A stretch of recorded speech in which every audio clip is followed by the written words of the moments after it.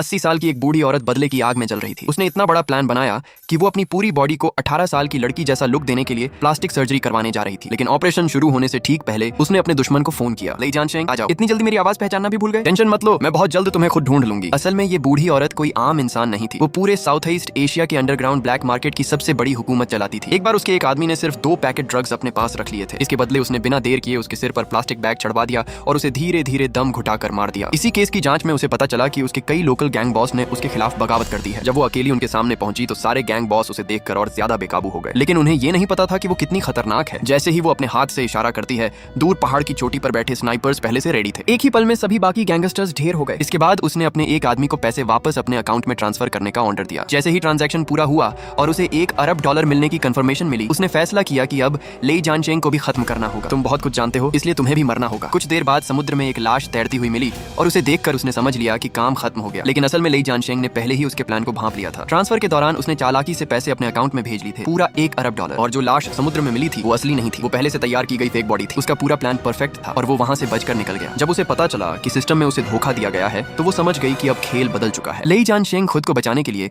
एक बड़े plastic surgery clinic में चला गया और पूरी तरह अपना चेहरा बदल लिया। न सिर्फ चेहरा बल्कि आवाज और हाइट तक बदल दी गई। वो सोच रहा था कि अब वो $1 अरब लेकर विदेश में आराम से नई जिंदगी जिएगा। लेकिन कहानी में ट्विस्ट तब आया जब उसके जुड़वा भाई लेई जानचाओ को न्यूज से उसके मृत्यु के बारे में पता चला। उसे यकीन ही नहीं हुआ कि उसका भाई मर सकता है। वो सच्चाई जानने थाईलैंड पहुंच गया, लेकिन एयरपोर्ट पर उतरते ही वो दुश्मनों के निशाने पर आ गया और उसे पकड़ लिया गया। इधर लेई जानशेंग को जब पता चला कि उसका भाई खतरे में है तो वो तुरंत वापस आ गया। दोनों भाइयों ने मिलकर जबरदस्त फाइट की और किसी तरह बच निकलने में कामयाब हुए। इसके बाद सच्चाई सामने आई और भाई पूरी तरह गुस्से में आ गया। पूरा शहर तुम्हें ढूंढ रहा है, तुम वापस कैसे आ सकते हो? लेकिन अब हालात बदल चुके थे। लेई जानशेंग को एहसास हुआ कि उसकी पहचान अब एक्सपोज हो चुकी है और उसके भाई की जान भी खतरे में है। उसने $1 अरब और सारे क्राइम प्रूफ वाला USB अपनी गर्लफ्रेंड को दे दिया और भाई को चेतावनी देने निकल पड़ा। लेकिन रास्ते में ही उसे पकड़ लिया गया और सीधे उस बूढ़ी औरत के ठिकाने पर ले जाया गया। अब उसे सच पता चल चुका था कि उसने प्लास्टिक सर्जरी करवाई है। उधर उसकी गर्लफ्रेंड ने सबूत पुलिस को दे दिए, लेकिन पुलिस के अंदर ही एक अंडरकवर था जो दुश्मन का आदमी था। उसने उसे बेहोश कर दिया और सब कुछ उस बूढ़ी औरत तक पहुंचा दिया। लेकिन तभी ट्विस्ट आया, भाई ने अचानक हमला करके उसे बचा लिया। इसी बीच स्पेशल पुलिस फोर्स भी पहुंच गई, क्योंकि अब पूरा प्लान पहले से सेट था। असल में पुलिस ने पहले ही अंडरकवर को पकड़ लिया था